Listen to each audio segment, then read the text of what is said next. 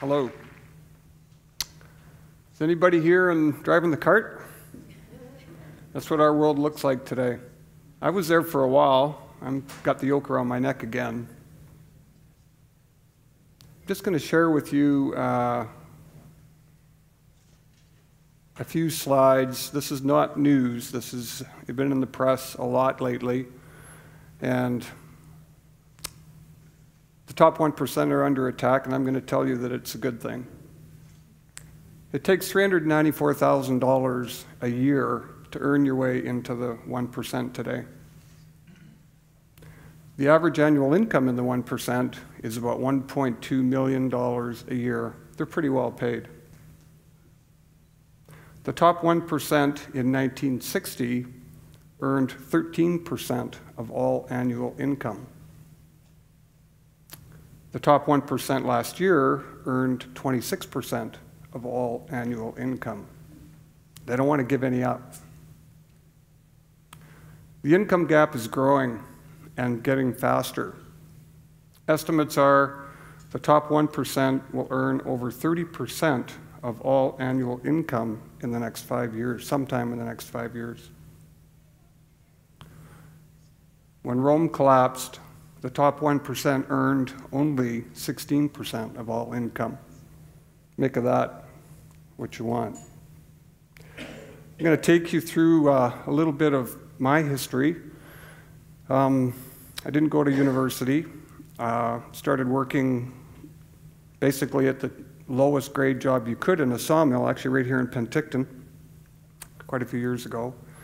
Worked my way up through one job and one company at a time. Ended up as a vice president of sales for a lumber company in Vancouver. In 2004, I had a chance to go to Portland, Oregon, and become the senior vice president of sales and marketing for a large public company, about $1 billion a year in sales. Everything was good for the first couple of years. Pretty normal stuff for me. I was always thought of myself as being very ethical. 2006 came along. Housing crash, economic times were tough. I'm sure you all remember that. And one day, the president of the company called all the executive team into his office and said that he wanted us to do something that was not only unethical, but illegal.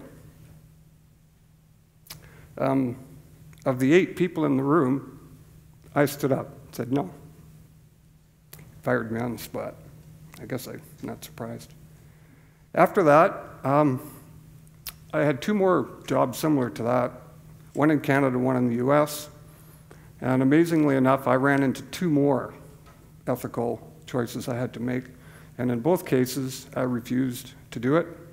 And in both cases, I was out of work pretty quick.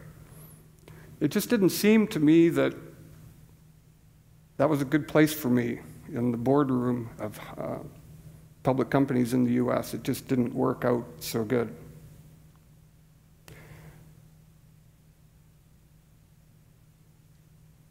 And I walked away from a lot of money, well into the 7 figures. It cost me and my family a lot, but I would do it again today just the same way. So my talk today is really about business ethics. I just want to share with you a bit of what I saw in boardrooms, high finance, greed, selfishness, narcissism, entitlement every day, arrogance, hypocrisy, and fear. They're afraid. They're afraid of us, the 99%, if we ever figure out what we can do about this economic problem, income gap. They're afraid of each other. There's nobody more afraid than the elite, the 1%, are of each other. I saw it over and over and over again. They not only don't trust us, they don't trust each other. It's all about the money. So if that looks like an indictment, it is. But I do want to say that it's not all of the 1%. I have some friends to this day that still earn the kind of money that qualifies as the 1%. I know how they run their lives and their business. They're very ethical. And there's nothing more, for me, impressive than someone who can create wealth ethically. There's not a lot of it, but they do it. So what's to be done? Am I the only one who thinks this is a problem? I hope not. What do we do? How does a company and a business run it ethically and make money? It can be at cross purposes at times. I think the reason I showed that first slide about the 1% is because those are the people that lead us. They control the wealth. They're smart, they're usually well educated, but somewhere along the way, they've had an ethical conundrum and they went the wrong way. But they're leaders, they should lead by example, and they don't. In fact, there's a Pew Research survey that just came out that said the average citizen only 21% trust CEOs. That's appalling. So as a business leader or owner or CEO, here's some things that I think people need to consider. If you have in your personal life and in the way you run your business, and insist on good ethical behavior, it's infectious throughout the company. People will love you for it. And if you can possibly be a little bit benevolent at the same time, you will have no turnover. People will really like working for you. And when an employee of a company like that is at the bar with someone else who doesn't work there, they will ask, how can I get a job at that company? They treat you guys pretty good. But that's leadership from the top. That has to happen from the leader, the CEO or the business owner. It's really important. And then, if your employees love you, that translates directly into how they deal with your customers.